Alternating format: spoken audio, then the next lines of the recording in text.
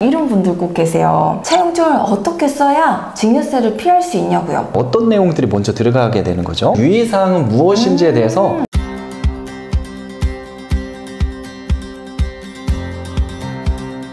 여러분 안녕하세요. 안녕하세요. 세무사님, 최근에 지인이 이런 질문을 하더라고요. 어떤 질문이죠? 네, 집보증금이 부족해서 부모님에게 돈을 빌릴 예정인데 차용증을 어떻게 써야 증여세를 피할 수 있냐고요. 그런 질문 많이 저도 받는 것 같아요. 네, 생각보다 차용증 쓰시는 거를 어려워하시는 분들이 많으신 것 같아요. 그렇죠. 그럴 수밖에 없는 게 사실 이제 사업하시는 분들이라면 그래도 좀 접해볼 수 있는 기회가 많은데 네. 일반 개인들 네. 뭐 이제 특히나 근로소득자분들 같은 경우는 뭐 돈을 빌리고 이런 게 많이 없으니까 더욱 그랬던 것 같아요. 네. 그래서 오늘은 차용증 작성 방법과 특히 이제 가족 간의 금전 거래할 때 어떤 부분들을 좀 주의해야 되는지에 대해서 설명을 드릴까 하는데요. 세무사님, 보통 차용증을 작성한다면 어떤 내용들이 먼저 들어가게 되는 거죠? 네, 기본적으로 채권자와 채무자의 인적사항이 먼저 들어가고요. 다음으로 얼마를 차용하였는지, 이자율은 몇 %인지, 원리금 상환 조건과 상환 일자가 무엇인지가 포함됩니다.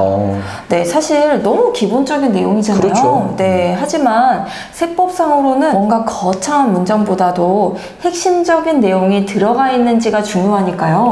맞습니다. 근데 하지만 내용이 간단하다고 해서 그와 관련된 세무상 쟁점도 간단한 건 아니거든요. 네, 맞아요. 가장 좀 주의해야 될 부분 중에 하나가 이자율인데요. 이자율과 관련해서는 늘 과세당국에서도 주의 깊게 확인을 하고 있으니까요. 과연 몇 프로의 이자율로 작성을 해야 되는지, 그리고 작성을 할 때 몇 프로로 하는 거에 대한 유의사항은 무엇인지에 대해서 좀 설명을 드리면 좋을 것 같거든요. 어떤 것들이 있을까요? 네, 많은 분들이 아시다시피 세법상 가족 간의 금전거래는 연 4.6%의 이자율로 정하고 있습니다. 하지만 반드시 세법상 이자율인 4.6%로만 해야 한다는 아니고요. 우리나라 세법에서도 적용 가능한 이자의 한계는 존재합니다. 세법상 타인으로부터 금전을 무상 또는 저리로 대여하는 경우 1년 단위로 이자 상당액은 연간 1,000만 원을 초과하는 경우에만 증여세가 과세되기 때문입니다. 예를 들어 2억 원을 무상 차용하는 경우라고 한다면 4.6%를 적용했을 때 법정이자는 920만 원이기 때문에 1,000만 원이 안 되네요. 네, 1,000만 원이 안 되죠. 그래서 이 경우는 증여세가 과세되지 않는 것이죠. 자, 여기까지만 설명드리면 이런 분들 꼭 계세요. 아니 그러면 2억 원까지는 부모님에게 이자 없이 빌리면 되는 거 아니에요? 이렇게 말씀하시죠. 사람들은 생각하는 게 다 똑같나 봐요. 설명드리면 바로 이 질문 바로 날라옵니다. 그러면 나 그냥 이렇게 하고서 그냥 돈 이자 지금 안 할래요. 이렇게 얘기하시는데 이런 부분 때문에 세법에서는 가족 간 차용의 경우에 증여로 그냥 이제를 하고 있습니다. 증여로 이제를 한다는 말 뜻은 입증 책임을 과세당국에서 납세자로 전가하는 것을 의미하는데요. 즉 실제로 차용이 맞다, 빌린 돈이 맞다라는 것을 납세자가 소명을 할 수 있어야 된답니다.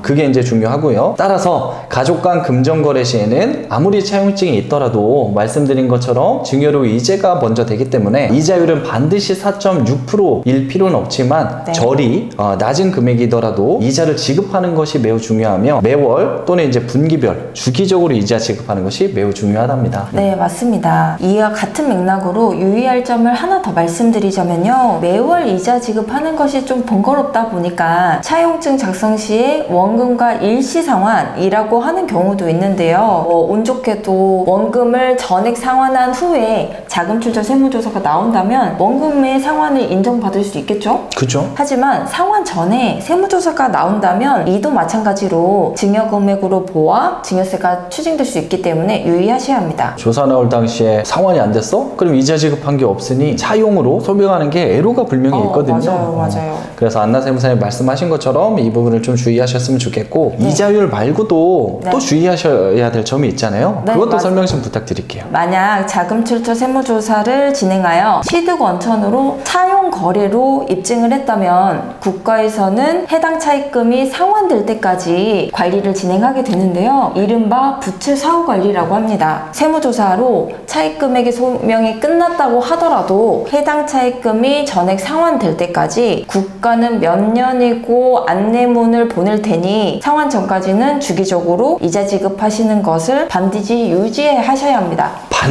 반드시입니다. 왜냐하면 저희가 자금 출처 조사를 많이 대응을 하잖아요. 네. 그럼 이제 당연히 빌린 돈 차용으로 소명을 해놓은 부분들이 있는데 그와 관련해서 부채 사후 관리가 나오니 대표님 이거 꼭 이자를 지급하는 게 아까우시더라도 계속 유지를 하시던지 아니면 본인의 자기 번 소득, 신고 소득으로 상환을 해주십시오 라고 말씀드려도 그때를 못 참고 바로 그냥 증여 받아가지고 무신고 하시고 그냥 상환하시거든요. 그래서 꼭 또 추징이 되게 된다.